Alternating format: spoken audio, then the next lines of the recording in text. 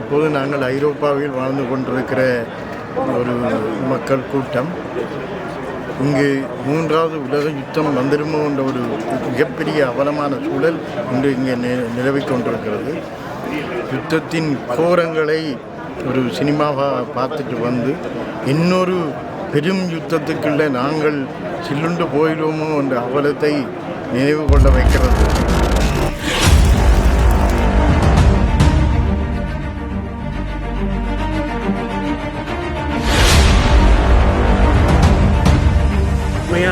நான் லிஃப்ட்டுக்கு என்ற முதல் கண் வாழ்த்துக்கள்.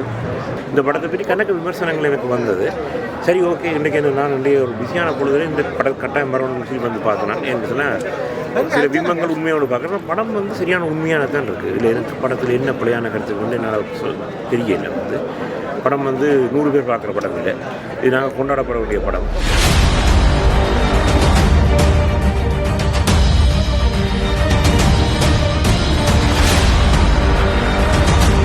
எங்கட வரலாறு எங்கட கையில் எடுக்கு நாங்கள் பேசிக்கொண்டே இருக்கோம். மக்களுடைய அவலங்களை அப்படியே கொண்டு வந்து அந்த யதார்த்தத்தோடு அழகாக திரையிட்டார்கள். லிஃப்ட்டுக்கு இப்படிப்பட்ட படங்களை கொண்டு வருவதற்காக அவங்களுக்கு என்னுடைய வாழ்த்துக்களை தெரிவித்துக்கொள்கிறேன்.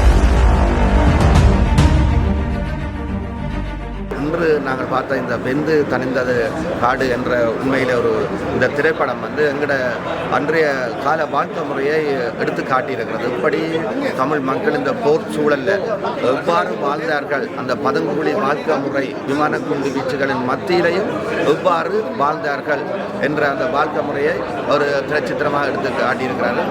ஒரு சிறந்த ஒரு படைப்பு.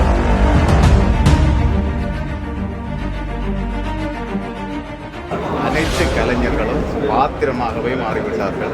உண்மையில் எங்களோட வாழ்வியலை அப்படியே படம் எடுத்த மாதிரி இருந்தால் உண்மையில் நாங்கள் இந்த திரைப்படத்தை மென்மேலும் உலகத்துக்கு கொண்டு போவோம். என்று சொன்னால் இந்த வாழ்வியலை வாழ்ந்தவர்களும் சரி வாழாதவர்களும் சரி இதை கண்டிப்பாக பார்க்க வேண்டிய ஒரு திரைப்படம். உண்மையில் மதிசுதாவுக்கு பாராட்டுகள். பென்ஸ்ட கனகாலமாக ஓட முடியாமல் தடை செய்யல ஓட முடியாமல் இருந்தது சில காரணங்களினால. ஆனால் இந்த படத்தை இப்போ பார்க்க கிடைச்சதில் சந்தோஷம். என்னென்னா ஈழத் திரைப்படம் சார்ந்து எங்களுடைய கதையை எங்களுடைய மொழியில் படமாக்கணும் என்று கூடுதலாக கதைச்சு கொண்டு இருக்கிறாங்க. ஆனால் அது இந்த படத்தில் நாங்கள் பார்க்கக்கூடியதாக இருக்குது. எங்களோட கதையை எங்களோட மொழியில் எங்களோட பிரச்சனைகளை சொல்கிற படம். நாங்கள் ஈழத் திரைப்படம் என்று சொல்லக்கூட அந்த வரிசையில் இது முக்கியமான படமாக நான் கருதுறேன். எனக்கும் கமலனுக்கும் கல்யாணமா? இதப்ப நடந்தது. இப்ப என்ன செய்யறது?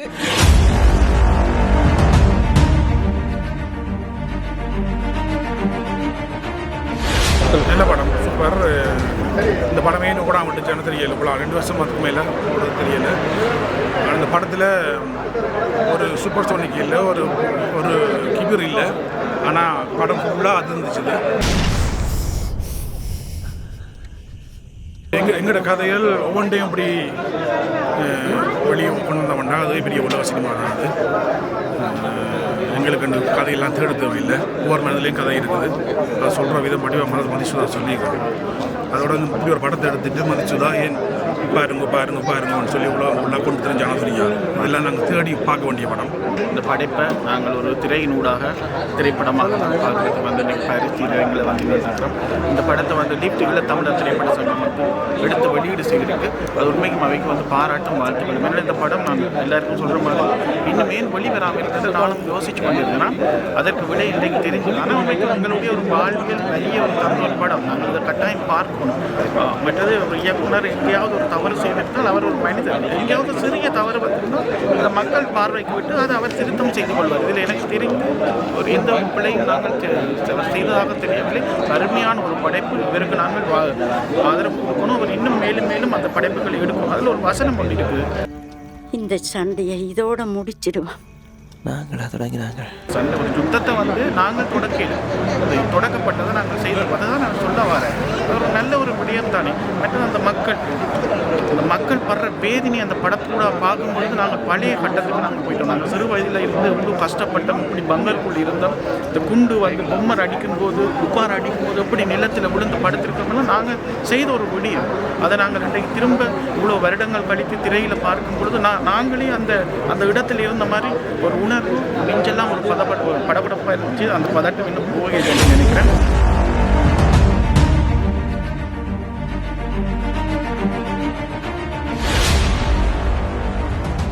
இல்லை, எல்லாமே வந்து நல்லா இருக்குது. அதாவது வந்து ஒரு கடைசியாக நடந்த யுத்தத்தில் இருந்த ஒரு குடும்பத்தை சுற்றி இந்த கதையை வந்து அவர் சொல்லியிருக்காரு. அதில் என்ன நடந்தது அப்படின்றது. அதில் வந்து எந்த ஒரு பிள்ளையும் நாங்களும் அதை பற்றி அனுபவப்பட்டிருக்கோம். அந்த மாதிரி சூழ்நிலையில் நாங்களும் அனுபவப்பட்டிருக்கோம். சரியாக தான் நான் சொன்ன மாதிரி எனக்கு தெரியுது. அந்த வாழ்வியல் அப்படி தான் இருந்திருக்கு கடைசி நேரத்தில். அதனால் அதை வந்து அது சரியாக சொல்லியிருக்கார். சரி, போயிட்டு வரோம்ண்ணே. போகிறேன் என்று சொல்லப்பு திரும்பி இந்த நரகத்துக்கு ஏன் வார? இப்போ சினிமா என்பதற்கு வந்து ஒவ்வொரு பார்வையாளர்களுக்கும் ஒவ்வொரு விதமாக அந்த சினிமா அணுகிறது வாய்ப்பு இருக்குது. முதல்ல நாங்கள் இந்த வெந்து தணிந்தது காடு என்ற சினிமாவை பொறுத்தவரையில் இதை வந்து நாங்கள் எப்படி அணுகிறதுன்னு ஒன்று இருக்குது. இது வந்து முக்கியமாக போராளிகளின் பக்கத்து பார்வையிலிருந்து இந்த படம் எடுக்கப்படலை. இது வந்து மக்களின் பார்வையிலிருந்து தான் இந்த படம் அணுகப்பட்டிருக்கு. அவங்க வந்து நாங்கள் இப்போ அந்த தாய் சொல்வதாக அந்த கருத்துக்கள் மிக முக்கியமாக பேசப்படுவதாக சொல்லப்படுகிறது. அதாவது அவர்கள் நான் இங்கே வருவேன் என்று சொல்கிற போது அந்த தாய் சொல்கிறேன் இந்த நகரத்துக்கு வர வேண்டாம்னு சொல்கிறான்ன்ற போது அந்த தாயை பொறுத்தில் நான் கணத்தில் அந்த பதங்கு குழி என்பது அவருக்கு நரகம்தான். இங்கே துயரம், அதாவது துயரத்தின் உச்சத்தை அடைந்து அவன் பதங்கு குழிக்குள்ளே வாழ்கின்ற போது இந்த பதங்கு குழிக்கு வாழ்க்கைகளை வர வேண்டாம் என்று அந்த தாய் சொல்வதில் இந்த தவறும் இல்லை. இது ஒரு யதார்த்தவானமான ஒரு நிகழ்வு. இதில் வந்து இந்த தவறும் இருப்பதாக நான் கருதவில்லை.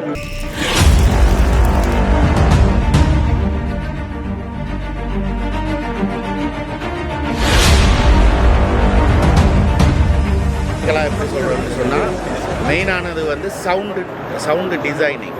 அந்த பம்பர் வாரது, அந்த கிட்டீர் வாரது, இல்லாட்டி அந்த விமானங்கள் அடிக்கிறது, அந்த சவுண்டு பார்த்திங்கன்னா நமக்கு அந்த ஃபீலிங் வந்து வருது. அதுவும் இல்லாமல் அந்த படம் முடிஞ்சு வெளியில் வந்ததுக்கப்புறம் பார்த்திங்கன்னா அந்த படத்தை பற்றினா ஒரு ஃபீலிங் ஒன்று இருக்குது. அதில் குறை அப்படின்னு சொல்கிறோன்னு சொன்னால் படத்தில் பேசப்பட்ட சில வசனங்கள் வந்து தேவையில்லாத வசனங்கள் அப்படி இருந்தது. தேவையில்லாத வசனங்கள் சொன்னால் ஒரு சுவாரஸ்யம் இல்லாமலோ சம்பந்தம் இல்லாமலோ கூட சில டயலாக் எல்லாம் இருந்தது. அதுக்கு பிறகு போக படம் பார்த்து அது இன்வால்மெண்ட் ஆகும்போது அந்த டயலாக் எல்லாமே வந்து ஓரளவுக்கு அவங்க சரிபட்டாங்க. இந்த படத்தில் மிக ப்ளஸ் பாயிண்டான விஷயம் வந்து படத்தோட டயலாக். அதில் வந்து அந்த சொன்ன ஒரு டயலாக் வந்து எனக்கு ரொம்ப பிடிச்சிருந்துச்சு. அது என்ன டயலாக்னா, நம்ம சும்மா இருந்தாலும் கிபீர் அடித்து சாகத்தானே போகிறோம் அப்படின்ற மாதிரியான ஒரு 2-3 விஷயங்கள் எல்லாம் நல்லா இருந்தது.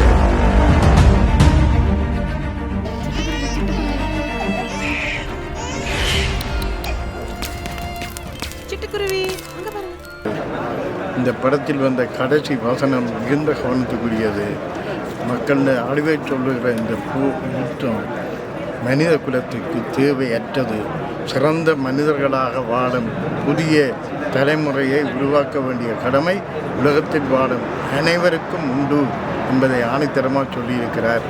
பாராட்டுகள். ஒரு 10 பேர் சேர்ந்து தடை விதிக்கிறாங்க. எல்லாம் தேவையில்லாத ஒரு படத்தை ஓட விடுவோம், ஒரு படத்தை பார்ப்போம், அப்புறம் விமர்சனம் சொல்லுவோம்.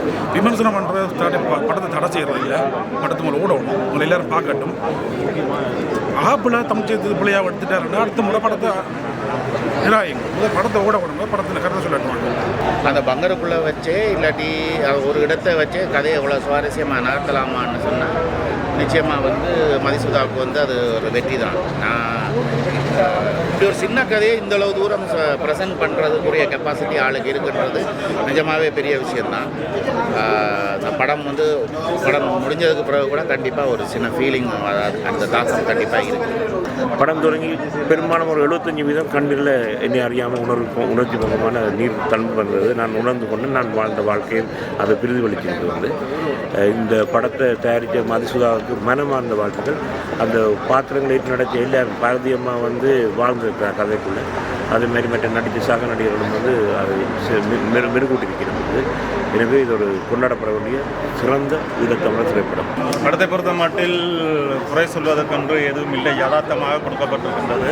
அங்கே நடந்த விடயங்களை அன்றைய நாட்களில் என்ன நடந்ததோ அதைத்தான் சொல்லப்பட்டிருக்கின்றது. அடுத்து இந்த புத்தரை பற்றி பல விதமான விமர்சனங்கள் ஏற்கனவே வந்திருந்தது. புத்தரை நாங்கள் ஒரு நல்ல மனிதனாக பார்த்து கொண்டால் அது பெரிதாக தெரிய போவதில்லை.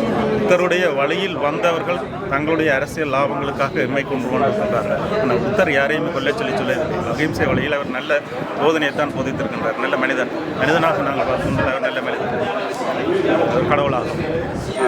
அடுத்து அங்கே தொழில்நுட்பம் சிறப்பாக வேலை செய்திருக்கின்றது. இருக்கின்ற அன்றைய நாட்களில் அந்த திரைப்படம் எடுத்து இன்றைக்கு 5 வருடத்துக்கு மேலாக என்று நினைக்கின்றேன்.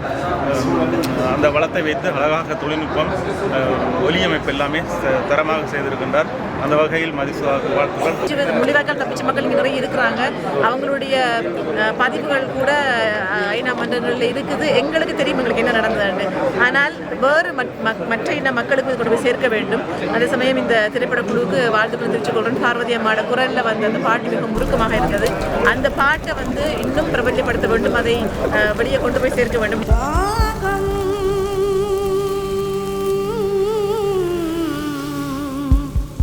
நிலமூறி வெகுது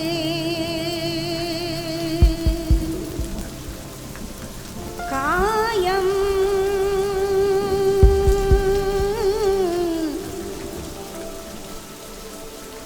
கடலூரி மாயுது.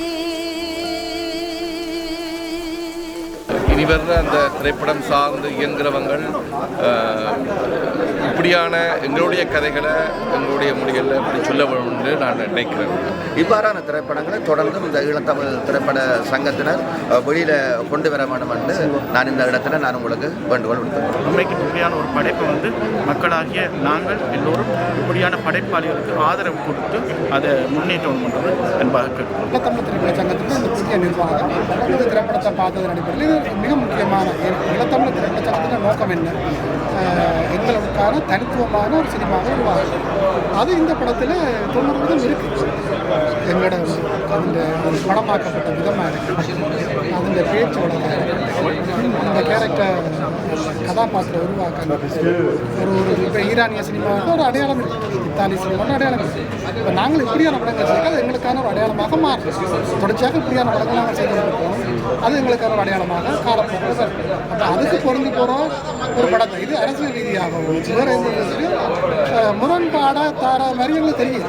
ஆனால் இன்றைக்கு நாங்கள் எங்களோட நோக்கத்தின் அடிப்படையில் இந்த திரைப்படம் மக்கள் மத்தியில் நாங்கள் என்ன நினைச்சோமோ, என்ன பாதிப்பு ஏற்படுத்தணும், இவ்வாறான கருத்துக்களை வரணும் என்று நாங்கள் நினைச்சோமோ அதுதான் நடந்தது. மக்கள் பெருமளவு இந்த வரவேற்கிறார்கள், ஏற்றுக்கொள்கிறார்கள். இது ஒரு சிறந்த படம் என்று சொல்கிறார்கள். திரைப்பட சங்கம் எந்த நிலைப்பாட்டை சிறந்த படம் சரிதான் அதெல்லாம் கதைக்கிறது. மக்கள்கிட்ட மக்கள் என்ன சொல்கிறாங்க அந்த முடிவை இயக்குநர்கள் தெரிவிக்கப்படும், பொதுவெளியில் தெரிவிக்கப்படும்.